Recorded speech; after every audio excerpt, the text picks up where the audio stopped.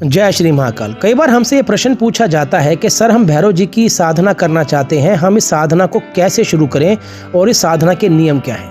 पहली बात तो आप समझिएगा कि जब हम बात करते हैं साधना की, तो किसी भी साधना को करने के लिए आपको एक अति उत्तम गुरु की आवश्यकता होती है।